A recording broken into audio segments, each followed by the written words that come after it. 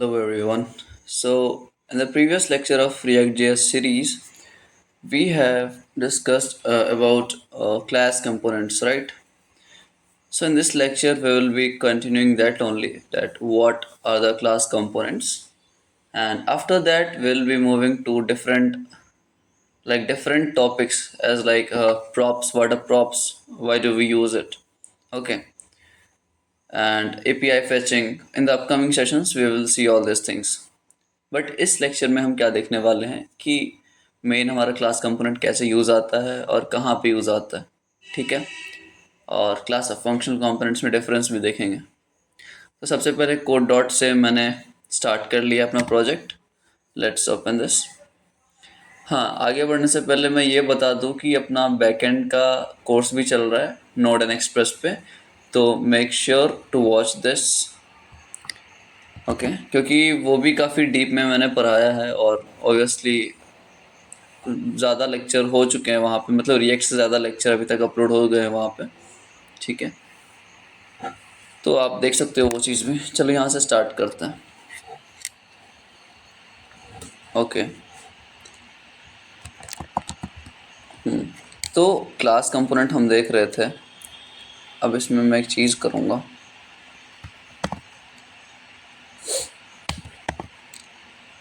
Okay, देखो class component का क्यों यूज़ करते हैं हम, क्लास कंपोनेंट क्यों यूज़ करते हैं, पहला तो ये सवाल है। पिछले लेक्चर में मैंने बताया होगा शायद, लेकिन इस लेक्चर में ये डिटेल में कवर करने वाला हूँ। तो देखो क्लास कंपोनेंट क्या है ना, सबसे पहला चीज़ जो हमें जानने की ज़रूरत है, class components are deprecated now, ठीक है। डेप्रिकेट होने का मतलब क्या है कि अब ज़्यादा ये चीज़ यूज़ नहीं होती है, पहले होती थी। पहले इसलिए होती थी ना, मैं डिफरेंस बताता हूँ। पहले इसलिए होती थी क्योंकि पहले फंक्शनल कंपोनेंट्स नहीं थे, और थे भी तो उनमें कुछ फंक्शनैलिटीज़ नहीं थी। मैं डिटेल में बताता हूँ, टेंशन मत लो आप। W3 स्कूल्स खोलना, ठीक है। जो भी डॉक्यूमेंटेशन देखना है आपको, वो W3 स्कूल्स पे अच्छे से इन्होंने दे रखा है ट्यूटोरियल। W3 स्कूल्स रिएक्ट, ठीक है। तो जब भी आपको कुछ दिक्कत हो तो आप इस वेबसाइट पे जा सकते हो। एंड ये शायद नेटवर्क इश्यू है मेरे साथ।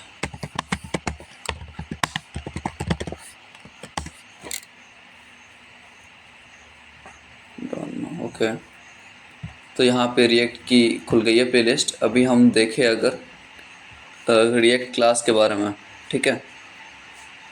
देखो, class components were the only way to track state and life cycle of a React component. Functional component were considered stateless. अब देखो यहाँ क्या बता रहा है, यहाँ ये बता रहा है कि क्लास कंपोनेंट बस एकमात्र तरीका है स्टेट को मैनेज करने के लिए। ध्यान से देखना इस चीज़ को। क्लास कंपोनेंट क्या है, एकमात्र तरीका है स्टेट मैनेजमेंट के लिए। And life cycle of a react component, मतलब कोई भी कंपोनेंट है, कोई भी फंक्शन है हमारे रिएक्ट में, तो उसकी जो लाइफ साइकिल होगी ना, हम डिस्कस करेंगे अगले लेक्चर में life cycle of react component, जो कि क्लास में होता है। तो पहले क्या होता था ना, पहले हम स्टेट को ट्रैक कर पाते थे, ठीक है। अब आप स्टेट का मतलब सिर्फ समझ रहे होगे कि हुक्स हम यूज़ कर लिए फंक्शनल कंपोनेंट में, राइट। लेकिन भाई ये वही तो समझाने की कोशिश कर रहा है। पहले क्लास कंपोनेंट यूज़ होता था, अभी भी काफ़ी कंपनीज करती हैं, ठीक है, जिसमें कि स्टेट को मैनेज करने के लिए हम दूसरे तरीके का यूज़ करते हैं। लेकिन जब आप स्टेट को मैनेज करोगे फंक्शनल कंपोनेंट्स में, तो आप क्या यूज़ करोगे, तो आप करोगे यूज़ हुक्स। आपने करा भी होगा, यूज़ स्टेट, यूज़ इफेक्ट, जो भी है हम आगे बढ़ेंगे, ठीक है। तो फंक्शनल कंपोनेंट तो इधर आए हैं, मतलब ऑलरेडी थे, लेकिन जब तक हुक्स नहीं आया ना, तब तक इस क्लास कंपोनेंट को मतलब इज्जत मिल रही थी कि भाई हाँ, क्लास कंपोनेंट्स को हम यूज़ करेंगे। लेकिन जैसे ही हुक्स इंट्रोड्यूस हुआ, देखो यहाँ पे, with the addition of hooks functional components are now almost equivalent to class components. समझ आया ये बात आपको? क्योंकि पहले क्लास कंपोनेंट यूज होता था स्टेट मैनेजमेंट के लिए और लाइफ साइकिल को एकदम विजुलाइज करने के लिए। लेकिन जब से फंक्शनल कंपोनेंट में हुक्स का इंट्रोडक्शन हुआ है, तब से क्लास कंपोनेंट डेप्रिकेट हो गया है, मतलब कम यूज होता है। ठीक है, इतना समझ लिया हमने। अब ये चीज़ मैंने बता ही दिया, वापस से बता देता हूँ। देखो इसका सिंटेक्स क्या है ना, सबसे पहले क्लास लिखेंगे, हम क्लास कंपोनेंट बना रहे हैं तो क्लास लिखेंगे, फिर क्लास का नेम, क्लास लिखा और क्लास का नेम, यहाँ पे क्लास का नेम मैंने क्लासेस ही लिखा है। अब एक्सटेंड्स, एक्सटेंड का क्या मतलब होता है यहाँ पे मैंने समझाया है। एक्सटेंड का सिंपल मतलब अगर मैं समझाऊँ तो किसी भी प्रॉपर्टी को इनहेरिट करना, किसी भी प्रॉपर्टी को गेन करना अपने पेरेंट कंपोनेंट से। समझना इस चीज़ को। हम लोगों ने ऑब्जेक्ट ओरिएंटेड प्रोग्रामिंग में ये चीज़ पढ़ी है, इनहेरिटेंस की क्या वैल्यू है। ठीक है, तो इनहेरिटेंस का मतलब भी होता है कि पुराने वाले क्लास से सारा मेथड्स एंड प्रॉपर्टी को एक्वायर करती है ये चीज़ें। ठीक है, तो ये हो गया हमारे पास एक्सटेंड का काम। एक्सटेंड्स लिखना ज़रूरी है।